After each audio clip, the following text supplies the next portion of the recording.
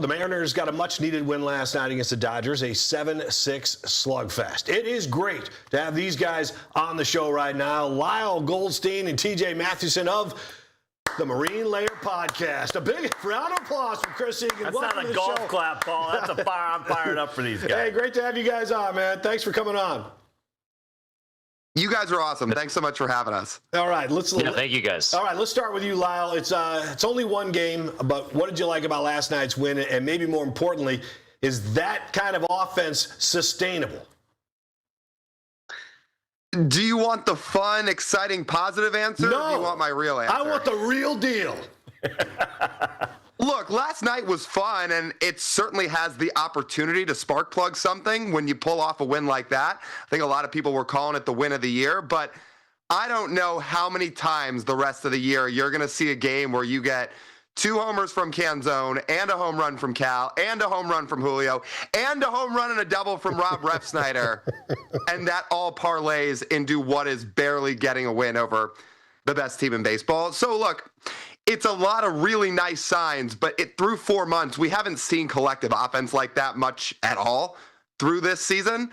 And I think for me to say that something's really turned, we're going to need to see a lot more of that. Like hitting consistently 5 to 6 home runs in a night doesn't feel that sustainable. Hopefully the offense is sustainable where they can find a way to really, again, use this as some momentum. But that felt like a bit of an outlier last night to me. All right, let's get into this. Dominic Canzone. What have you seen from him? I mean, he is your offensive MVP. He could be the team MVP right now. What have you seen from him this season? The ability to hit lefties when he's been given the opportunity, which is something this team really, really needed. They hadn't given him many opportunities against lefties, even last year when he started breaking out. But this season, as injuries have piled up and the Mariners have gotten no production from the right-handed hitters against lefties, it's like, why not give him a chance? And one of our favorite people to have on our podcast, Jason Churchill, has always said that, like, we just don't know if Dom Canzone can hit lefties or not. We know Luke Raley can't, and he's over the age of 30, and he's not productive at all against left-handed pitchers. But Dom Canzone, we haven't seen a whole lot of, and the Mariners are getting rewarded with the opportunities they're giving Dom Canzone against lefties.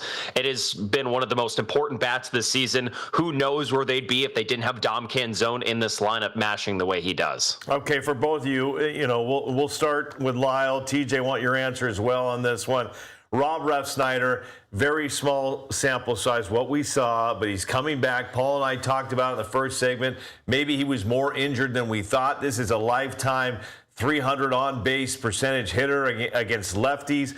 What do you expect from Rob Refsnyder the rest of the way? I don't know if you can really put an expectation on the guy because history says he should absolutely crush lefties. This season would say he just doesn't have it. I would say that the double added on with the home run last night was a nice sign because it wasn't just one swing and one ball that he connected with. He was on those pitchers twice. And to see him really put together 2 really good at-bats and 2 extra base hits, certainly a nice sign. Certainly you hope it sparks something for him.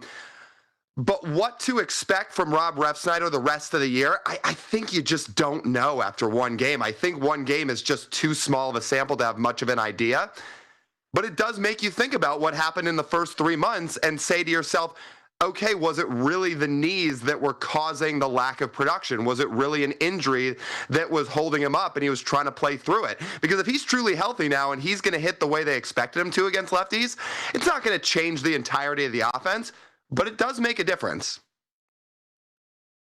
And I think any production from Rob Refsnyder the rest of the season, if you're trying to project, is a total guess. There's nothing this season that suggests that Rob Refsnyder has turned any sort of corner. Like, we have any data, any actual production to look at to suggest, yeah, Rob Refsnyder has fixed himself because he's healthy. Did you guys see his stats in his rehab assignment in Tacoma? They looked almost exactly like his stats in his stint before he went on the injured list when he was just playing for the Mariners. One game is nice. I'm still in the boat that I wouldn't rely on Rob Refsnyder for any production the rest of the season until he puts this together for multiple weeks on end. Yeah, I agree with you guys on the second hit thing. I mean, it was nice to see a second hit follow the first hit, and all of a sudden, maybe there's something there, because one-hit wonder doesn't help as far as sustainability. Let me ask you guys, since you have the Marine Layer podcast, you're in touch with a lot of fans. What's been the hottest topic for you guys of late? Man, the hottest topic Can I been... guess? Can I guess? Yeah, go ahead, Chris. It's their turn, Chris. Is it the manager? Yeah, the name Dan Wilson has been mentioned more in our comments section in the last month than any other name. That's absolutely correct. Can you elaborate on that, please? People don't think Dan Wilson's doing a good enough job managing this baseball team, and it really depends on who you ask, right? There's a lot of people out there who don't think managers do all that much, even if the manager has his fingerprints on every single thing a team does. Dan Wilson's sort of the opposite of that. He's very hands-off. So when the team's not performing and Dan's philosophy is, hey, we're just going to let the players go play and do what they can, and then the team doesn't perform, it's like, okay, so is that the right approach? I personally think in this scenario, watching the Mariners this season and how the Mariners have played, they haven't shown us they really deserve that kind of hands-off approach. And if Dan's not willing to change that approach, then yes, I do think fans have a right to, consider and talk about Dan Wilson's role on this team going forward. I would also add that, look, Dan Wilson cannot get Cal Raleigh to physically hit 35 home runs again in a season. He cannot get Julio Rodriguez to spark his red-hot second half.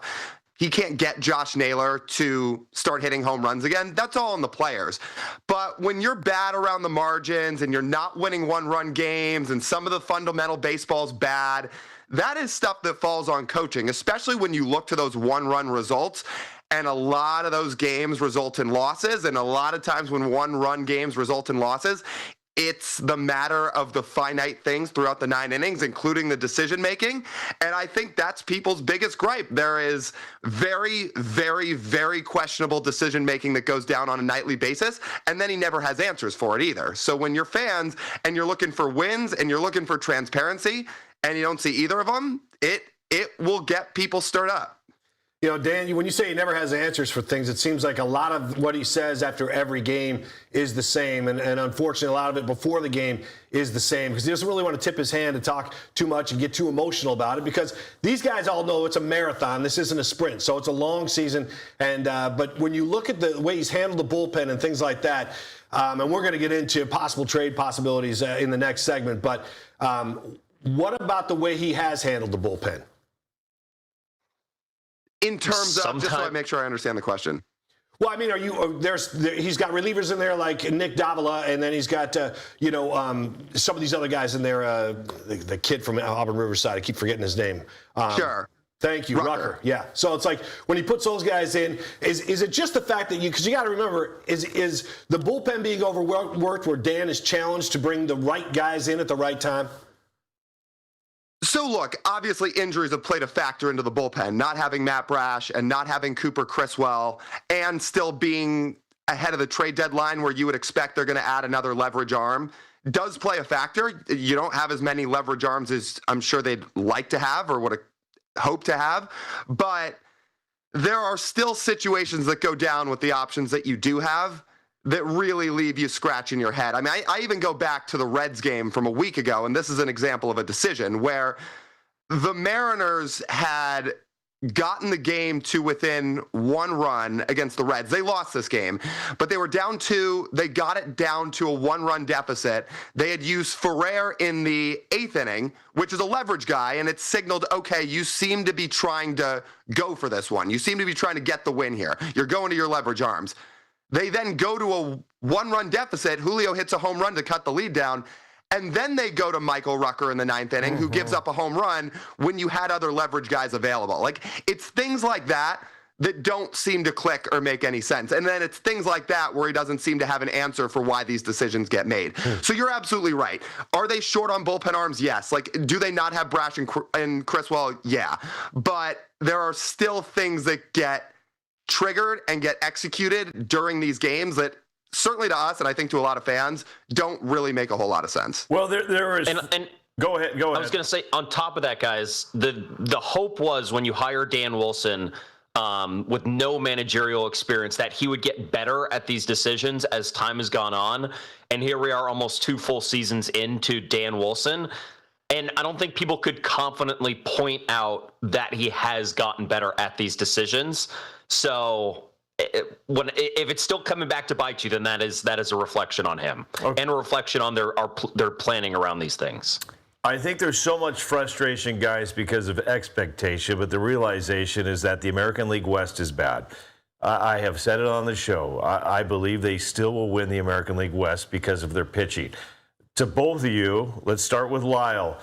We are 2/3 of the way through this season. There's 1/3 of the season left to go before the postseason, before anything. What do you want to see from this team? And let's not talk trades. Just what do you need from the team that we see right now to get them to that American League West title? They're going to have to continue to string together a lot of offense. And if you want something that's a little more broad, but I think very important, they're going to have to survive this month of August. I don't know how much you guys have looked into their August schedule at this point, but it is a gauntlet and a half. I mean, they're going to get the Rays, they're going to get the Brewers, they're going to get the Yankees, they're going to get the Cubs, they're going to get the Phillies. That is one tough hill to climb through the month of August. June was really supposed to be the month where they capitalized and really shot themselves forward, and they didn't do that. So now in August, you're really kind of stacked up against it. And for them to go win the West, you're going to have to come out of August with a winning record and really make up some ground against some teams that are really good. So it's going to be a litmus test for them against teams that are supposed to be in the same realm of talent as the Mariners are, especially when you looked at the rosters and just the talent of each team going into the season. These were the teams the Mariners were supposed to stack up against. So now when it's go time, how do you stack up against some of these teams? If they fare well, that's how they would win the West, if they get out of August with a good record. I would say if there's one thing for me, it's hitting home runs. Like, they score runs when they hit home runs. The main reason they've been one of the worst offensive teams in baseball over the last 2 months now is because they've hit the fewest, or I think second fewest, home runs in all of baseball in that stretch. It's a terrible combination when you have the highest percentage of your runs scored via the home run and the fewest home runs. The only way this offense consistently turns around is they are top 10 or top 5 in baseball in home runs in the final 2 months of the season, and a lot of that's going to come on Cal Raleigh and Julio Rodriguez mashing, and Josh Naylor. Yeah, I agree with both of you. And to Lyle's point, yeah, I have looked ahead, and it is a very tough, not only a tough schedule, but the travel. I mean, they're literally going to New York, over to Houston. You can't make excuses, but it is not going to be an easy August, Paul. All right.